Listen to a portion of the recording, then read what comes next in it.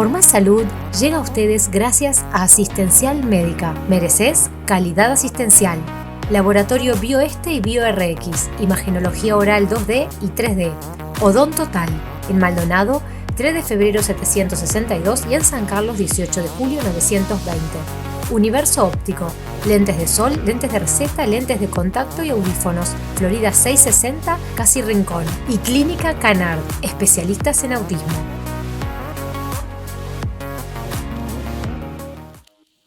Muy bienvenidos, comenzamos aquí con un nuevo programa de Por Más Salud. En el programa de hoy vamos a hablar sobre la trombosis, o sea, la formación de un coágulo en un vaso sanguíneo que impide el flujo de sangre hacia los tejidos. Más específicamente, vamos a hablar sobre la trombosis venosa profunda. En este caso, el coágulo se forma en una vena profunda, comúnmente en la parte inferior de las piernas, pero también puede aparecer en muslos, pelvis y en el brazo. Esta situación puede llegar a ser grave si estos coágulos se sueltan y viajan por el torrente sanguíneo a otros lugares, como por ejemplo el pulmón. De todo esto y mucho más vamos a estar hablando hoy en este nuevo programa de Por Más Salud.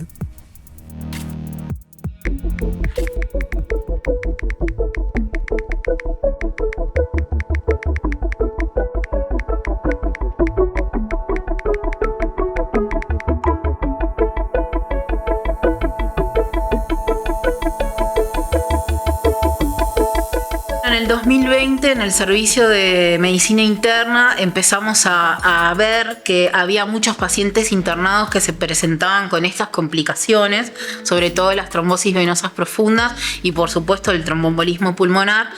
Y ahí, tuvimos la inquietud de ver por qué era que pasaba esto, porque realmente es una patología que está infradiagnosticada. Es decir, hay gente que tiene una trombosis venosa profunda o hay gente que tiene un tromboembolismo pulmonar y como no se manifiesta o se manifiesta, pero quizá no es tan florida la manifestación y no consulta, podemos padecer esa patología y no tener diagnóstico. Cuando hablamos de enfermedad tromboembólica venosa, que incluye varios tipos de manifestación, hablamos de la formación de un trombo o coágulo, que es lo mismo, que se forma en la circulación sanguínea venosa, en general en las venas, puede ser en las venas superficiales o profundas, y tener dos manifestaciones clínicas grandes, que son el tromboembolismo venoso profundo y la embolia pulmonar.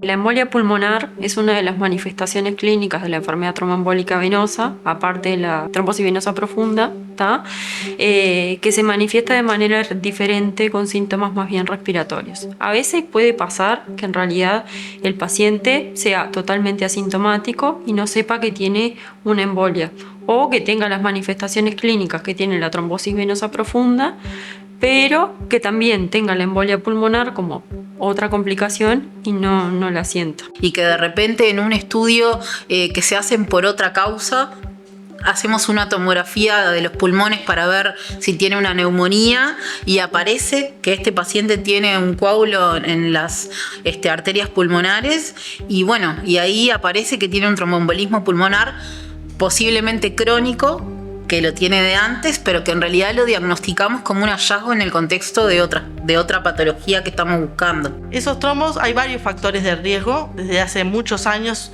está descrita una tríada, la tríada de Virchow, que habla de tres grandes factores de riesgo. Por un lado, la estasis venosa, es decir, una circulación sanguínea de forma lenta, que eso se puede ver en pacientes con insuficiencia venosa crónica, las clásicas varices, que eso mucho es hereditario, pacientes con insuficiencia cardíaca, estados de inmovilidad, ya sea posteriores a una cirugía u otras condiciones, estados de hipercoagulabilidad, como son por ejemplo la edad avanzada, el embarazo y el puerperio inmediato, es decir, el posparto inmediato también es un estado de hipercoagulabilidad. El cáncer, distintas neoplasias malignas son también factores de riesgo.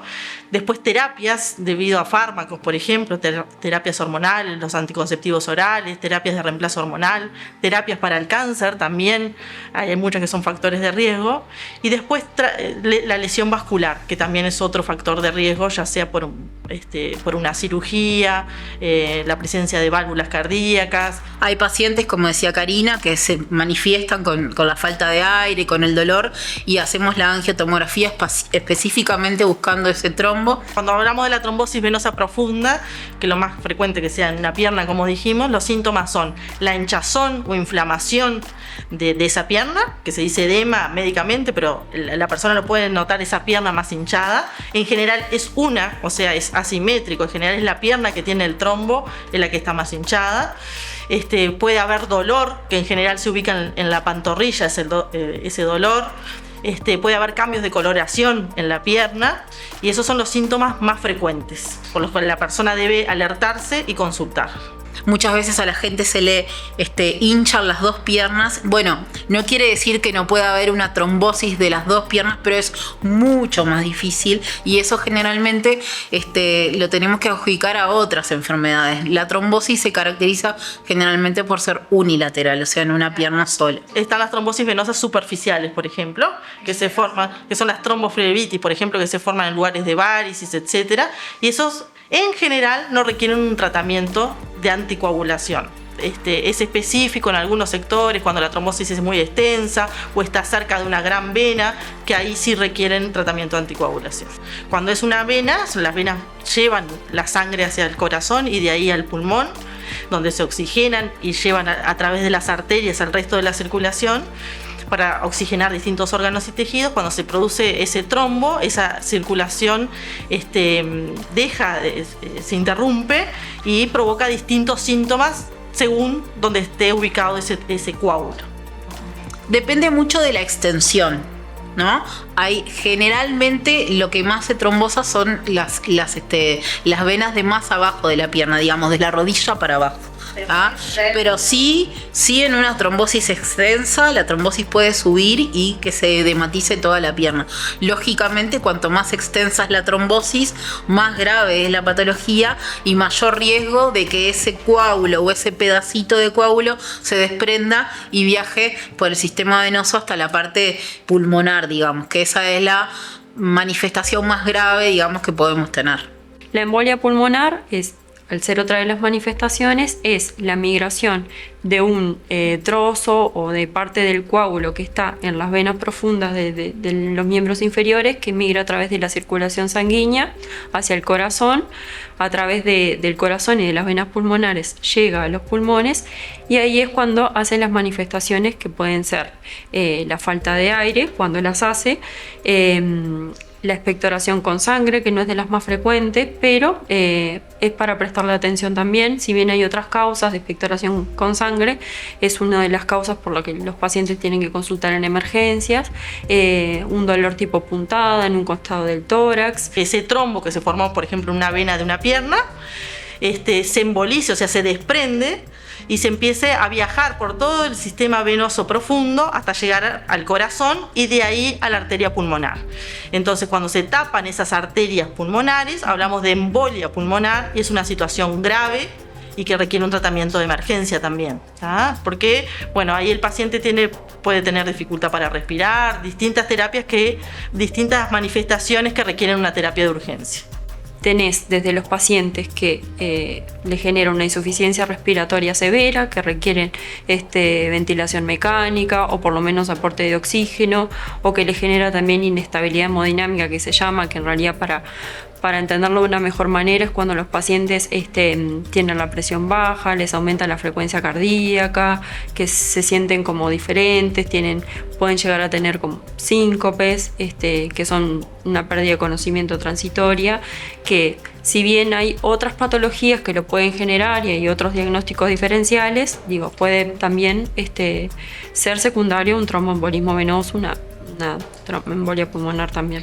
Depende obviamente de una embolia súbita, por ejemplo, vuela un pedacito de coágulo al pulmón y eso puede determinar un fallecimiento, digamos, en el momento. No es lo más común es que el paciente empiece con síntomas, se haga el diagnóstico y se trate, pero bueno, como toda la medicina también depende de la manifestación y también depende de los factores de riesgo. Siempre, cuanto más factores de riesgo tengamos y el terreno del paciente, los pacientes más añosos, que tienen más comorbilidades, que ya tienen de antes una patología cardiovascular o una patología respiratoria, no es lo mismo ese cimbronazo, ese coágulo en un corazón que ya tiene sus años, que ya está dilatado, o en un pulmón que ya tiene una patología pulmonar de antes. Por supuesto, estos pacientes lo toleran menos, o están más propensos al fallecimiento por esta causa sobreagregada sobre cosas que ya tienen de antes. Pero bueno, es una patología grave y creo que eso hay que recalcarlo. En general, las trombosis venosas no se producen por la presencia de uno solo de esos factores de riesgo, sino la sumatoria de los mismos. La edad avanzada, la inmovilidad y distintas situaciones, cirugías, por ejemplo, o una internación prolongada pueden promover esas situaciones. Y en general son en los pacientes que se ve. Cuando se ve una trombosis en un paciente joven sin esos factores de riesgo, uno tiene que ahí pensar en cosas más específicas, que es en general donde intervenimos los hematólogos, que es buscar estados de hipercoagulabilidad, ya sea hereditarios o adquiridos, que predisponen o hacen que el paciente tenga una mayor tendencia a formar un coágulo. Primero es la sospecha clínica, por los síntomas y por los hallazgos en el examen físico, en la primera valoración del paciente en una puerta de emergencia. Y la forma de diagnosticarlo es con una tomografía computada, es una angiotomografía en realidad, es una tomografía que se hace con contraste intravenoso, que es la forma de que vea la circulación pulmonar a través de una imagen. Y se ve ahí como Exacto, se ve como una opacificación o un defecto de relleno en una vena del pulmón, en un vaso sanguíneo, y eso es lo que nos hace sospechar y lo que se nos informa como una tromboembolia pulmonar. Es una enfermedad que, si el diagnóstico es precoz y podemos acceder a un tratamiento rápido y evitar las complicaciones de esa trombosis, que las complicaciones más frecuentes son la embolia pulmonar, que ahora vamos a hablar de eso. Exacto, y el síndrome postrombótico, que es de posterior al tratamiento, y eso hasta un 40% de los pacientes persisten con síntomas, que es dolor en esa pierna, que se formó ese coágulo, hinchazón, edema, que eso puede persistir. No tanto quizá la trombosis de las piernas, porque es una patología bastante frecuente y si nosotros la diagnosticamos a tiempo y la tratamos, lo que buscamos justamente es evitar la embolia del pulmón, porque en realidad lo que puede causar la muerte es la embolia del pulmón. Si nosotros diagnosticamos la trombosis de las piernas y lo tratamos y no dejamos que llegue a la embolia de pulmón, entonces lo que estamos haciendo es reducir las muertes por tromboembolismo pulmonar.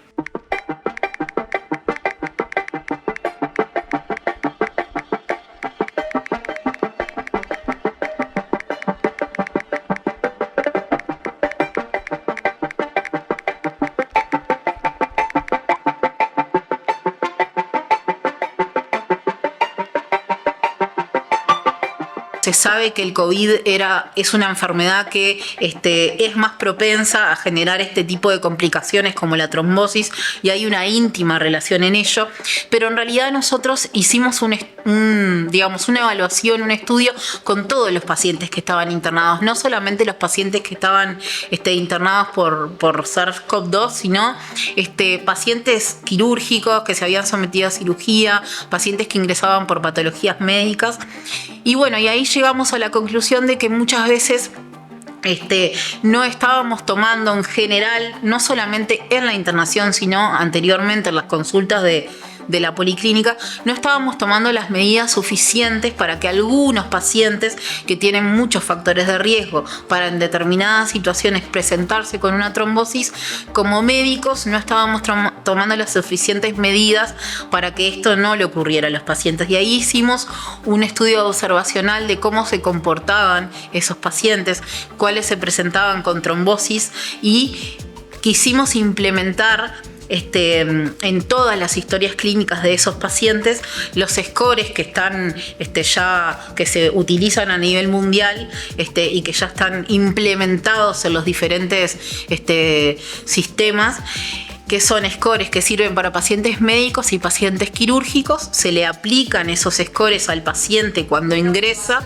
Es una puntuación que te va, justamente, valga la redundancia, puntuando dependiendo de los factores de riesgo. Eso nos da un valor y con ese valor nosotros vemos si tiene bajo riesgo, intermedio o alto riesgo de trombosis. Entonces, al clasificarlo de esa manera, a nosotros se nos prende la lamparita de decir, bueno, este paciente tiene alto riesgo de trombosis, por lo tanto, a este paciente tenemos que tomar todas las medidas posibles para que este paciente no haga en un futuro cercano o lejano una trombosis. Entonces, de eso se trata la tromboprofilaxis. Es una profilaxis para que el paciente no haga trombosis.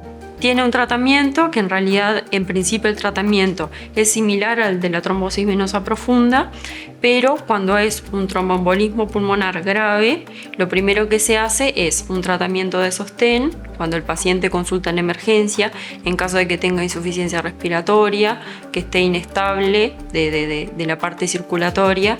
Se hace primero un tratamiento de sostén y hasta se puede hacer un tratamiento con anticoagulantes intravenosos, como se diría, hablando más para entenderlo, que son los fibrinolíticos que se hacen de manera intravenosa cuando los pacientes tienen esa inestabilidad, como para sacarlo de ese momento de gravedad.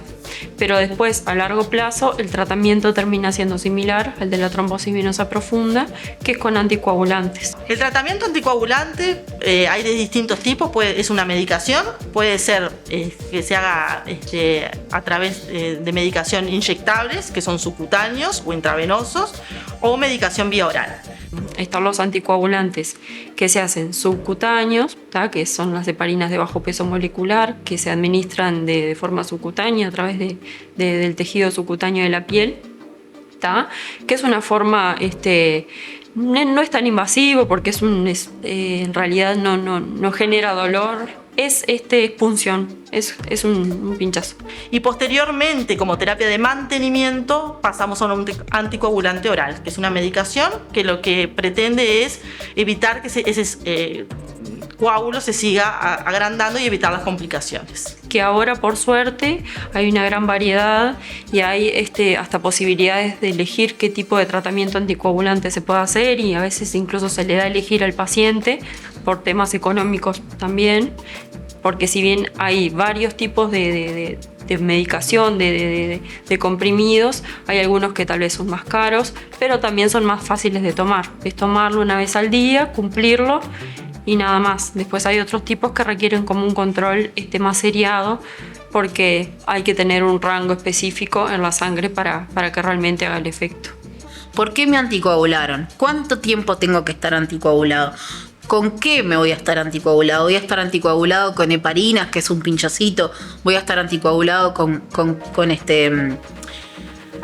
fármacos? ¿Cuánto tiempo tengo que estar anticoagulado? ¿Por qué me anticoagularon? Bueno, y a raíz de esto y de este comité surgieron las policlínicas de tromboprofilaxis y anticoagulación, que las hacemos en conjunto. En la consulta está el hematólogo y el internista al unísono para atender al paciente.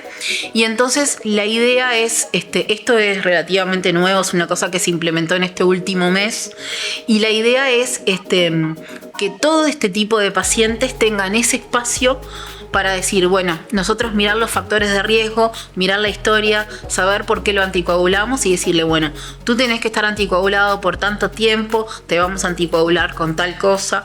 Cuando cumplas tanto tiempo, vení de nuevo a la policlínica que te vamos a revalorar y te vamos a suspender o te vamos a estirar tantos meses más o tantas semanas más la anticoagulación. Y obviamente los pacientes que tengan que ser estudiados. Como decían mis compañeras, no es solo diagnosticar la trombosis y quedarnos en el tratamiento de la trombosis. La trombosis se genera por algo. Generalmente, no siempre, pero generalmente hay una enfermedad de base que favorece la trombosis. Porque a veces si no tenemos causa definida o la causa mayor por la cual se produjo, por ejemplo, ese trombo, por ejemplo, un cáncer en la actividad, un tratamiento, en esos casos a veces la anticoagulación debe ser extendida.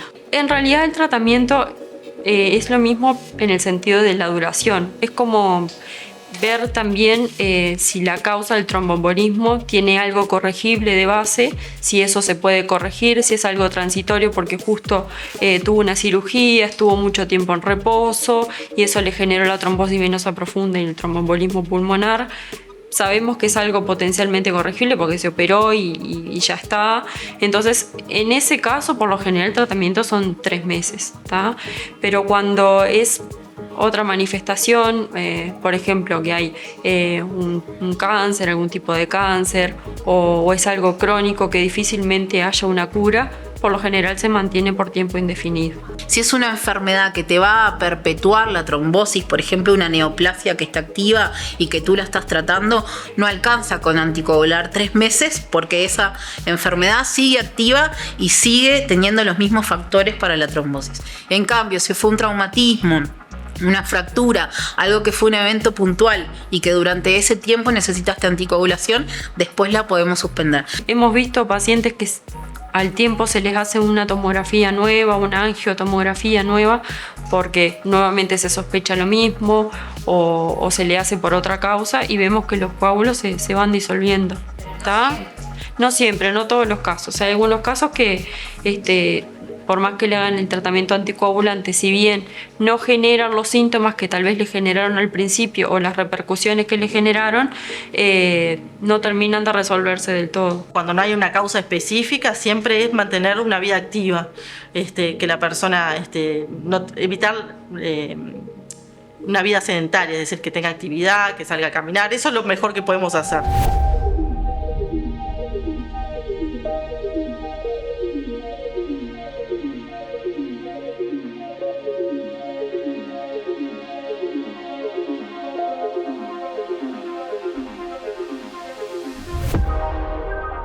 La verdad que en Uruguay es una cosa que está bastante atrasada con respecto a los países desarrollados.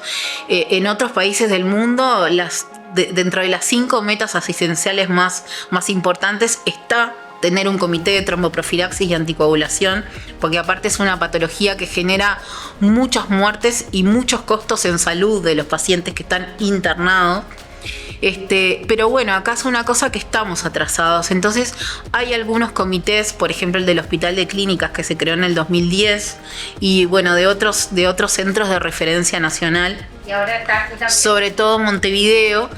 Y bueno, este comité que creamos ahora, que es de tromboprofilaxis y anticoagulación, es el primer comité que se crea, bueno, en Maldonado, que es el del asistencial, y en el este del país. O sea que podemos decir que estamos orgullosos de poder haber podido crear este comité que funciona en Maldonado y en San Carlos.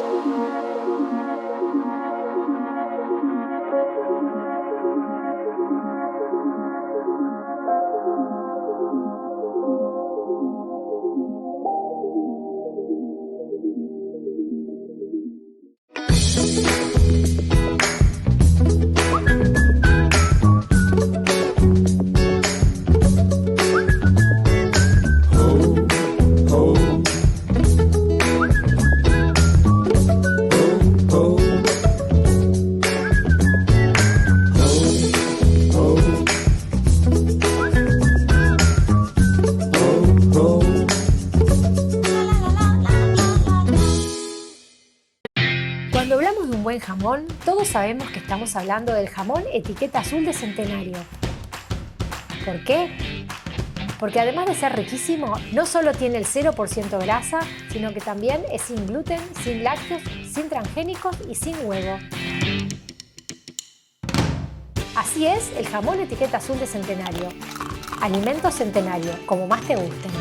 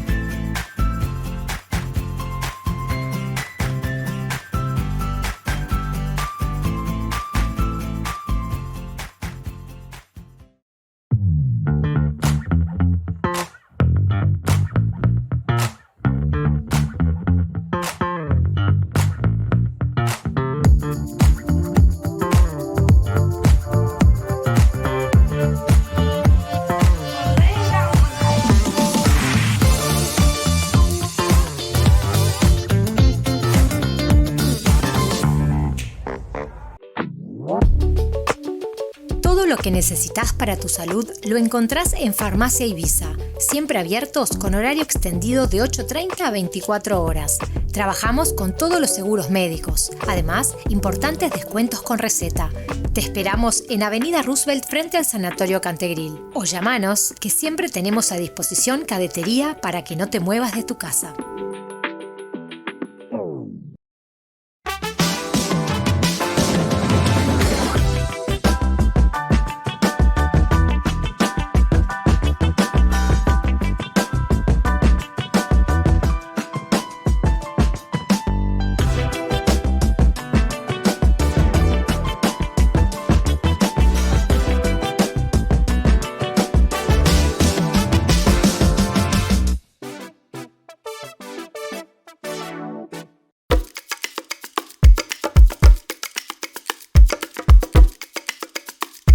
Lo que es el Centro de Imágenes Odontológicas, que le llamamos CIO, es un centro de imágenes donde lo que se hace es se realiza todo tipo de estudio odontológico que le sirve como complemento y le ayuda al odontólogo, al colega, para lo que es la resolución de los diferentes casos clínicos. Y lo que realizamos principalmente son estudios en 2D, estudios en 3D, lo que es carpetas de ortodoncia, lo que es escaneos dentales y demás. Más o menos por ahí, por esa rama es por la que nosotros trabajamos.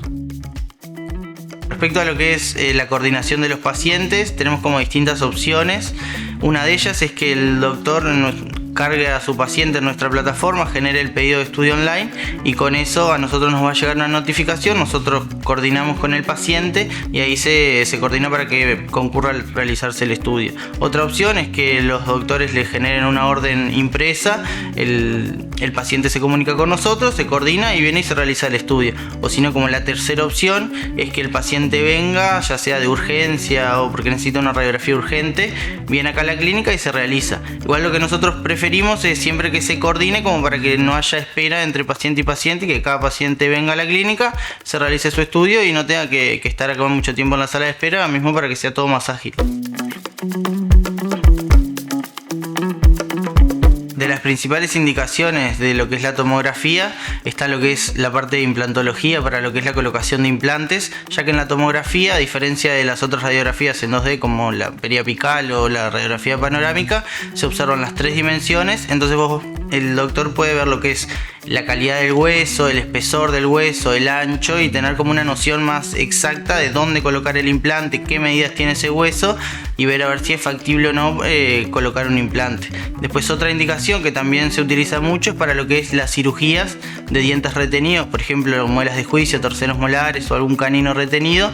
Entonces vos ves exactamente dónde está ubicado ese diente en relación a otras estructuras, como por ejemplo los nervios, por ejemplo en lo que es el tercer molar inferior, evaluar todo lo que es la relación íntima que tenga o no con el nervio alveolar inferior. Entonces saber cuando vos vas a hacer la cirugía, tener como planificado qué es lo que te puede pasar, a qué distancia estás y demás, entonces como para ser más exacto y más preciso a la hora de realizar el procedimiento. Son estudios que demoran aproximadamente 10-15 minutos, son estudios rápidos, seguros y que como lo hablábamos anteriormente, se coordina y el paciente viene, se realiza y después se manda en el formato que el doctor lo solicite de forma inmediata. Respecto al equipo que realiza lo que es la tomografía, es un equipo de última generación, por lo cual lo que es todo lo de la radiación y el impacto que tiene en el ambiente es todo mucho menor, entonces es algo que es seguro realizar. Siempre preferimos que el paciente venga con la indicación del doctor para saber con precisión qué es lo que quiere el doctor y así poder enviarle mayor calidad y que el estudio sea el correcto y el indicado por el doctor. En cuanto a lo que es la tomografía, tenemos como dos distintos tipos. Tenemos lo que es la tomografía sin informe y la tomografía informada. Cuando es una tomografía sin informe, en el momento se procesa y se envía al doctor, ya sea en formato digital, se puede mandar por mail, a cargar en nuestra plataforma, en CD o se puede mandar también en formato impreso. Y cuando es con informe, sí demora más o menos unas 72 horas, que se manda a un colega cirujano que realiza el informe y después ahí se manda al doctor con el informe correspondiente.